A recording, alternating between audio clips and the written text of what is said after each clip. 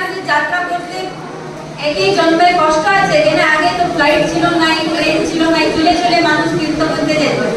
কৈলাস অনেক দূর আর অনেক পাহাড়ের মধ্যে। এখন আজ পর্যন্ত কোনো এরোপ্লেন বা ফ্লাইট কৈলাসের উপর থেকে পার হতে পারে না, এত ওইখানের একটি ঊর্জা আছে।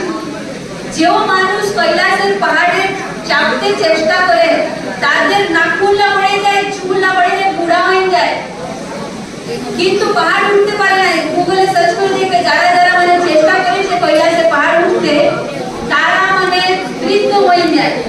আর আরো যদি তখনও যদি নিজেকে দাঁড় করাবে না আর চলতে থাকে, তাহলে কি হয়ে যায় জানো? তাহলে নিঃশ্বাস বন্ধ হয়ে যায়, অক্সিজেন পাবে না। কৈলাসের যাত্রা করতে এত সহজ নাই। আজ পর্যন্ত বৈজ্ঞানিক খুঁজে পাচ্ছে না কৈলাস পর্বতে কেন মানুষ যেতে পারছে না। কৈলাসের এত মহিমা আছে। তো আগে যখন অনেক পবিত্র আত্মা ছিল তার জন্য কৈলাসের যাত্রা হতো। আর ওরা কি করতো জানো? কৈলাস পর্বত থেকে একটি পাথর উঠায় নিয়ে আসতো। কি করতো? পাথর। এই কৈলাসের যাত্রা তো সবাই করতে পারবে না, কমসে কম কৈলাসের একটি পাথর ঘর নিয়ে যায় আর সেই পাথরের কি করবো? পূজা করবো। তখন থেকে এই পাথর নিয়ে আসে লিঙ্গের পূজা আরম্ভ হয়। পাথরের আকারটা কেমন আছে? ওভেল শেপে আছে না, ডিমের মতন আকার থাকে পাথর বেশিরভাগে। তো এমনই আকার দিয়ে পূজা করতে আরম্ভ হয়ে গেছে। আর এরকম শিব বলে শিবের মূর্তির জায়গাতে লিঙ্গের পূজা প্রচলিত হয়ে গেল।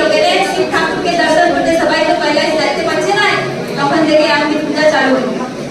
আর জৈন ধর্মতে ভগবানের ধ্যান মুদ্রাতেই পূজা হয়, এটা নিয়ম আছে। অনাদিকাল থেকে ভগবানের পূজা মানে ভগবানের ধ্যানে বসে আছে, এই মুদ্রাতে পূজা হয়েছে। আমাদের আদিতে ভগবানের মূর্তিটা কেমন থাকে? এমনি থাকে। আমাদের পাত্র পূজা চলে না, লিঙ্গ পূজা চলে, আমাদের ভগবানের ধ্যান মুদ্রা পূজা করে। তো ওই জন্য আজকে তো দুটা একটি মানুষ, কিন্তু আলাদা আলাদা রকম পূজা চালু হয়ে গেছে, পূজা বিধি আলাদা আলাদা হয়ে গেছে। শিব মন্দির গেলে তোমরা বেল পাতা নিয়ে যাও আর নানা রকম তোমরা যে শিব ভগবানকে অর্পণ করো। তো জৈন মন্দিরে 8 প্রকারের পূজা আছে, সেটা পরম্পরা অনাদিকাল থেকে চলছে। তোমার জল, চন্দন, পুষ্প, ধূপ, দীপক এরকমই ভগবানের পূজা হয়। তো পূজা